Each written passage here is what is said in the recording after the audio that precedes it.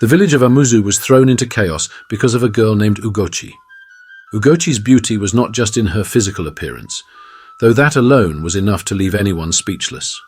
Her skin was the color of rich, dark cocoa, smooth and unblemished.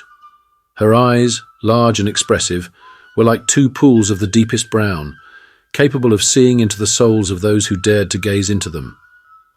Her long, thick hair, which she often wore in intricate braids adorned with cowries, cascaded down her back like a waterfall of black silk. Her smile, warm and inviting, could melt the coldest of hearts, and her laughter was like music that filled the air with joy. But it was not just her beauty that drew men to her like moths to a flame. Ugochi possessed a certain charm, an aura of mystery that set her apart from the other girls in the village. She was intelligent, confident, and carried herself with a dignity that belied her humble upbringing. Her voice was soft yet commanding, and when she spoke, people listened. She had a way of making everyone feel special, of making them believe that they were the only person in the world who mattered at that moment. It was no wonder, then, that the men of Amuzu, and even those from neighboring villages, were completely enthralled by her. They came in droves, each one hoping to win her heart and make her his wife. They brought gifts of yams, palm wine, and fine cloth, hoping to impress her and her family. They sang songs of love beneath her window at night, recited poetry in her honor, and performed feats of strength to prove their worthiness. But no matter how hard they tried, Ugochi remained elusive, smiling politely, but never committing to any one of them. The girls of Amuzu began to grow restless. They watched as the men who had once courted them now turned their attention solely to Ugochi, ignoring the other girls as if they did not exist. The other girls felt invisible, overlooked, and unwanted. They whispered among themselves, trying to understand what it was about Ugochi that made her so irresistible. Some said it was her beauty, others claimed it was her charm, and a few even suggested that she had bewitched the men with some kind of juju. Whatever the reason, the girls of Amuzu were united in their jealousy and resentment. They could not stand to see Ugochi continue to steal the attention and affections of the men they had once hoped to marry. They feared that if things continued as they were, Ugochi would have her pick of the best suitors, leaving the rest of them with nothing. One evening, a group of the village girls gathered secretly under the large udala tree at the edge of the village.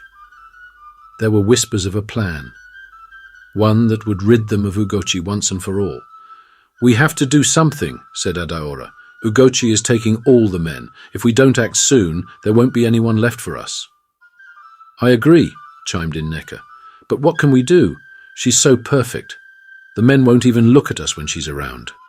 "She must have some kind of power over them," suggested Chika. "Maybe it's a charm or a spell." "Then we must break that spell," Adaora said, her eyes gleaming with determination.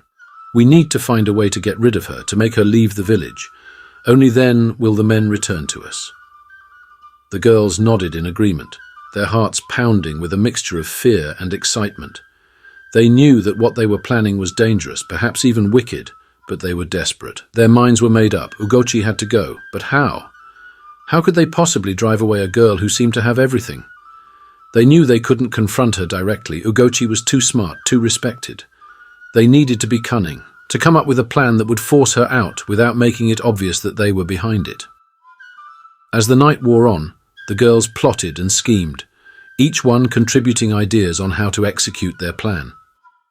They spoke in hushed tones, their voices barely audible over the sound of the rustling leaves and the distant call of a night bird.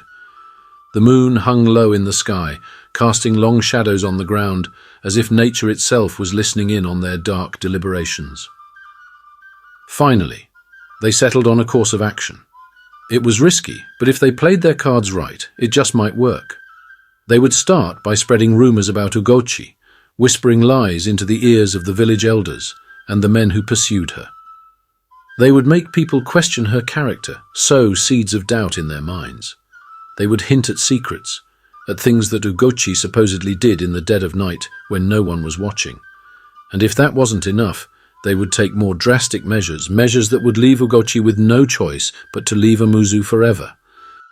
As they dispersed into the night, each girl carried with her a piece of the plan, a role to play in the unfolding drama that would soon engulf the village.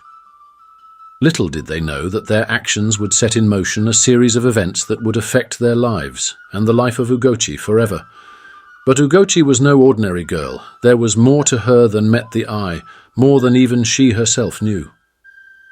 As the first whispers began to circulate, as the seeds of the girl's plan were planted, something deep within Ugochi stirred. Something ancient, something powerful. The game had begun, but the players had yet to realize just how high the stakes would become. The village of Amuzu would never be the same again, and neither would Ugochi. The winds of fate were beginning to shift, and soon everyone would feel their full force.